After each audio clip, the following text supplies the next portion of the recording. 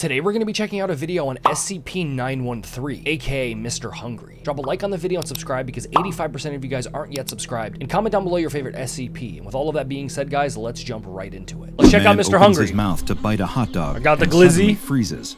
His eyes widen, and the hot dog drops from his hand, falling to the ground. Ahead, a stampede of people is running toward him, screaming, crying out for help. Why?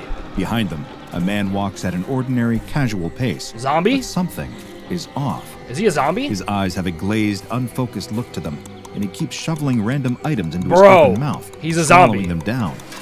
He eats a clipboard and pen, a discarded shoe, and as the first man watches in horror, the very hungry man grabs the ankle of a fallen member of the crowd and pulls him into his mouth, Zombie. devouring him.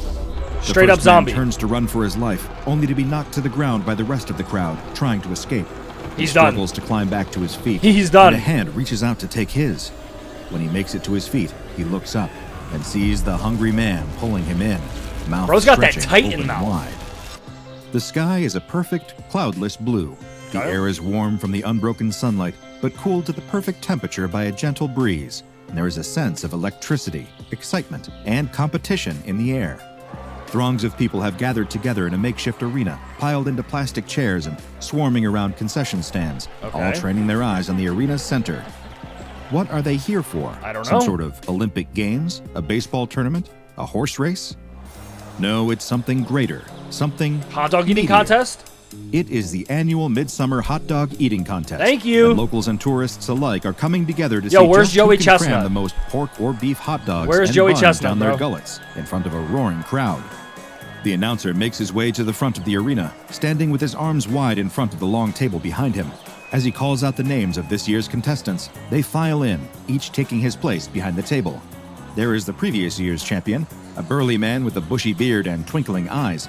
And there is this year's surprise competitor, a skinny 19-year-old college student with a hungry grin. Then there are the lesser-known contestants, a local father who signed up after making a joke with his daughter, an uncle who scrawled his name on the sign-up sheet after a few too many drinks, a recently retired man checking off another item on his golden years bucket list. All have come to the event today. I don't think I can eat that many hot dogs, if I'm being honest. Empty stomachs, ready to see who the year's victor will be. The announcer riles up the crowd, encouraging them to cheer as loudly as possible to spur on their chosen competitor. All the while, staff are carrying out trays piled high with hot dogs. More hot dogs than most people see in a year, except for the people who just really, really love hot dogs. Each contestant receives a tray of hot dogs, a bucket of water, and an additional empty bucket, just in case, well, you get the idea. With the supplies and competitors all in place, it is time to begin the countdown. The announcer holds up his favorite air horn and calls out, 3, 2, 1. Here we go. At the sound of the air horn's blast, the men leap into action, seizing hot dogs from plates and each engaging in their unique competitive eating technique. The previous year's champion employs the method of famous hot dog eating champion Joey Chestnut, dunking his entire hot dog sloppily into his water. That's disgusting. And swallowing it as quickly as possible. Wet bread? The new challenger, on the other hand, employs the Solomon method, named for King Solomon. Much like the fabled king suggested doing with a stolen infant, eaters using the Solomon method break the focus of their feasting in half before polishing it off. One of the more casual competitors attempts a divide and conquer technique, eating first the dog itself and then the bun. Others employ no specific technique at all, attempting to devour the stack of hot dogs before them, using the same classic eating style they might employ at a family barbecue. This is a grave mistake. One by one, the less prepared competitors drop out, spitting into their buckets, wiping meat sweats from their foreheads, waddling out of the arena while groaning and holding their aching stomachs. Soon, only the two frontrunners remain. But what's this? A challenger approaches. An unassuming black man, clad in a shirt and dress pants, rushes into the arena, his face a mask of single-minded determination. Is he just going to eat the whole tray? The discarded hot dogs off the table, gobbling them up as fast as he can. The announcer and the rest of the audience watch in stunned disbelief. This is unprecedented, and as exciting as it is, definitely against the rules. This man is not a registered competitor, and he certainly can't join the contest in the champion stretch. Unsure of what else to do, the announcer beckons to the staff on the sidelines, ushering them back toward the table to clear the food and escort this surprise drop-in out of the arena. The audience watches with rapt attention as the staff members attempt to remove the stranger from his place at the table. He shakes his head violently, refusing to go, and snatches the hot dogs away from them, even as they try to clear the trays away. All the while, the remaining competitors standing are attempting to stay the course and finish strong in spite of the interruption.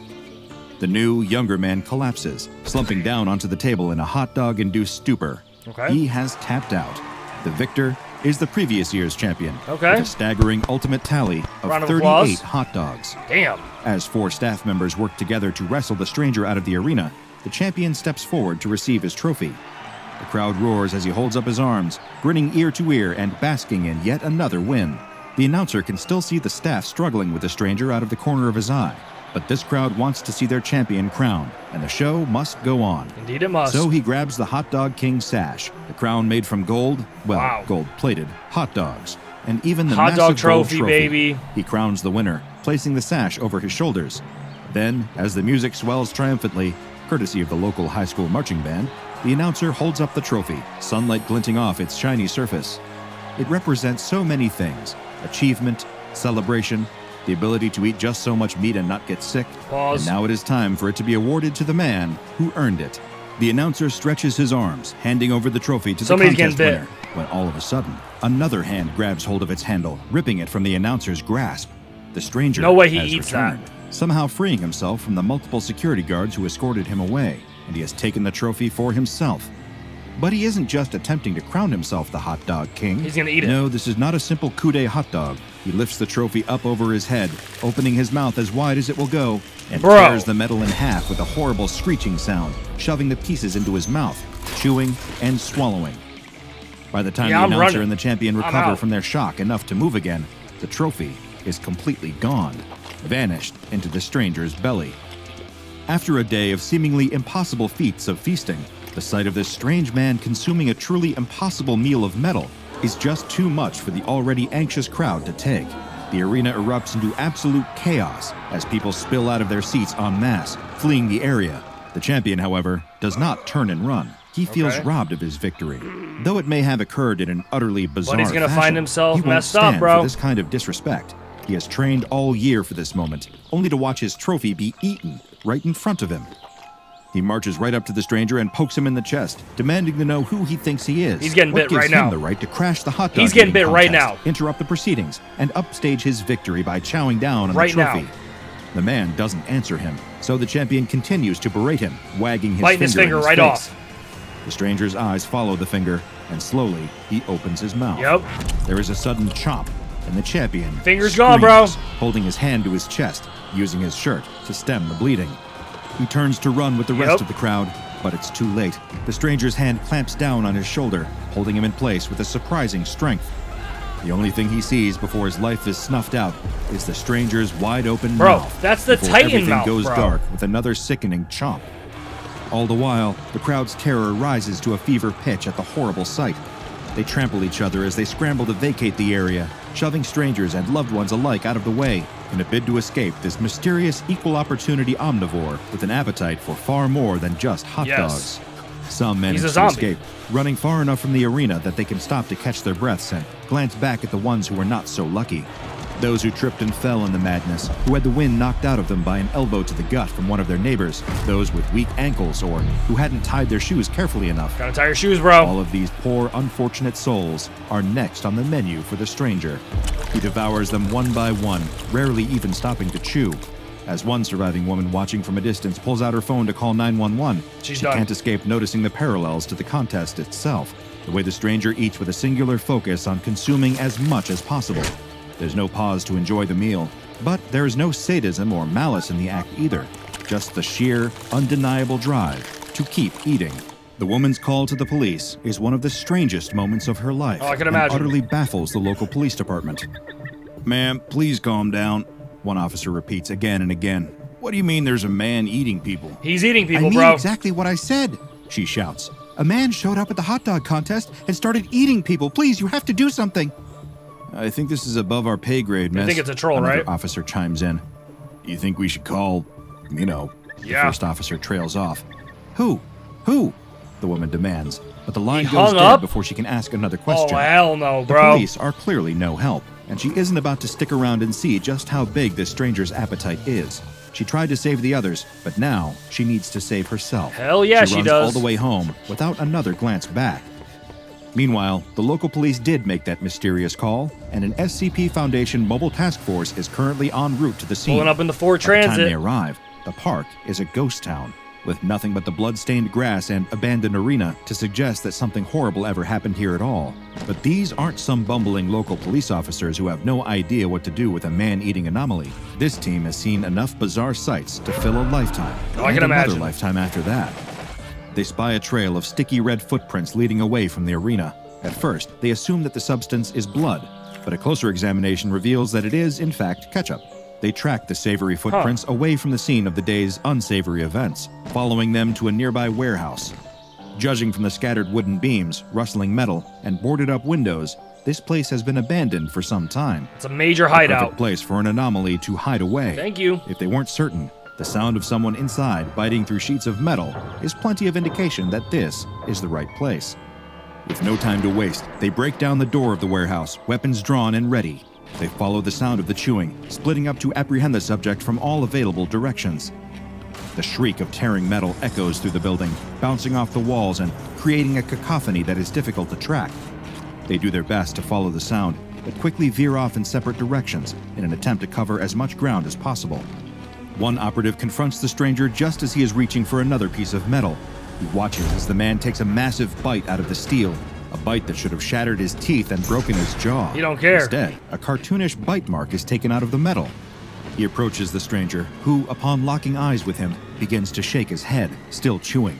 The MTF operative ignores this visual cue, approaching the man and attempting to physically restrain him. Bad idea. This, like the confrontation with the champion before, is cut off with a fateful chomp, Yep. and the operative screams ringing out through the warehouse, Whole hand alerting gone. his teammates to his unfortunate fate. The screams suddenly go silent, and another MTF operative stops cold, listening as the sound of chewing draws nearer and nearer. He spins around to face the presence behind him and spots the stranger standing there. The otherwise ordinary man is polishing off the tip of a steel beam, grimacing as he swallows it. Probably hurts. The operative lifts his weapon, pointing it at the subject. The operative tells him to stand down and come quietly. The hungry man pleads, wide-eyed, for the operative to turn and run while he still can. He takes small, reluctant would've been steps toward gone. the operative, muttering that he can't stop. The operative brandishes his weapon again, barking another order for the man to stop. Before he can make another move, He's the eating the stranger gun. snatches the weapon out of his hand, opens his mouth, and swallows it. Bro. He winces as he does, but does not stop until the weapon is completely devoured.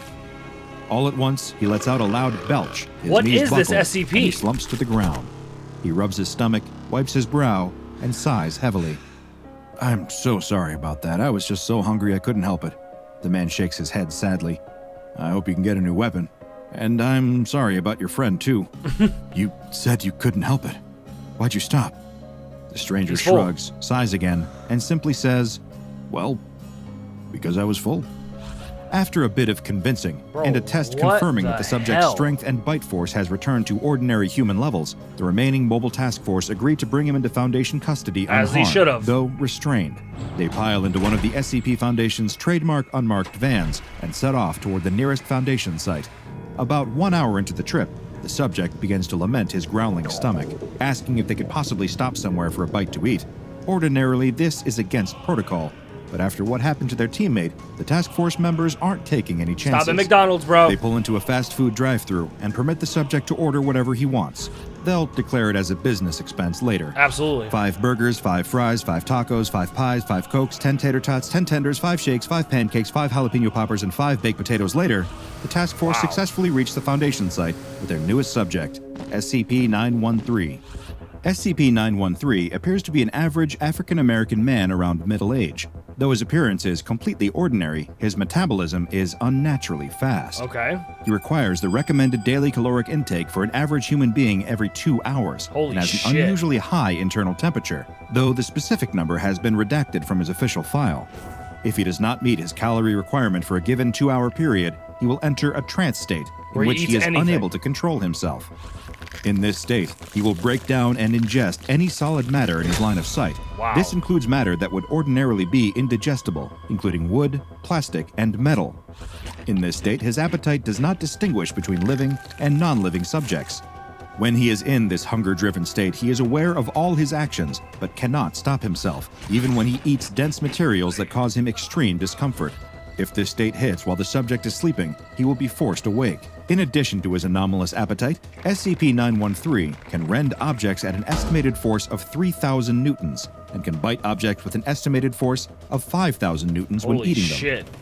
Whenever he is not in his trance state, he cannot replicate this strength. An examination of SCP-913's liver tissue showed that it is capable of producing new enzymes in response to foreign material, allowing his body to digest matter that should be highly dangerous to consume. Wow. These enzymes metabolize the substrate at an efficiency of approximately 98%, detoxifying any drugs or toxins consumed by the subject during the hunger state or otherwise. This includes, but is not limited to, amnestics and anesthetics. When SCP-913 was first discovered, he was wearing a shirt and dress pants, both with the brand name Doctor's Orders sewn onto their tags. SCP-913 has no tattoos aside from one on his right calf, which reads, Mr. Hungry, from Little Misters by Dr. Wondertainment. Just in case you aren't aware, the Little Misters are a line of humanoid anomalies created by the mysterious Dr. Wondertainment Corporation, including the fish-headed Mr. Fish, the candy-coated Ms. Sweetie, and Mr. Life and Mr. Death, who is every bit as existentially upsetting as he sounds. The purpose of these creations is currently unknown, though, like many Dr. Wondertainment products, their existence invites endless speculation. SCP-913 must be contained in a customized humanoid containment cell lined with 1 meter thick carbon steel. 913 is to be provided standard furnishings for his containment cell, coinciding with the usual necessities for a comfortable humanoid dwelling. He may be given pre-recorded entertainment materials, such as concerts, films, and television shows upon request. The cell may be accessed via a reinforced carbon steel door. Once every 2 hours, SCP-913 is provided with one nutritional supplement as specified in Document 913-2. I attempted to locate a copy of 913-2 for further details on said nutritional supplement, but access to it appears to be limited to researchers assigned to SCP-913. While the subject is sleeping, nutrition is provided to SCP-913 via a central venous catheter that must be changed once every 3 months. These measures allow SCP-913 to receive the calories that he needs to avoid entering a hunger state, ensuring the safety of everyone on site, as well as his own comfort. Like the rest of the Little Misters, SCP-913 presents a puzzle that may never be solved. I could spend my limited time on this Earth wondering why Dr. Wondertainment would create a being that seems to serve no purpose other than eating as much as possible, lest he unwillingly destroy the environment around him. But I believe that would be a waste of time.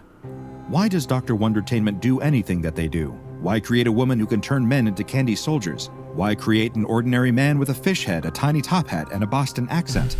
The personal motivations of Dr. Wondertainment, whether they are an individual or a massive conglomerate, are as inscrutable to me as the meaning of life itself, or the reasons why a person would want to eat more than 2 hot dogs in one sitting. True. So that was interesting. I thought he was a zombie. Coming to find out that he literally can eat anything and his body is able to digest it. Steel, wood, people is just insane. The fact that he can eat so many calories and still be fine and not be full is insane. But hopefully you guys did go and enjoy today's video. If you did, don't forget to smack a like on it. That'd be greatly appreciated. Go check out Dr. Bob. Their link will be down in the description. They make amazing SCP videos, and this one is nonetheless. But as I said, hopefully you guys enjoyed it. And with all of that being said, guys, my name is Chris, and of course, I will catch you guys in the next one.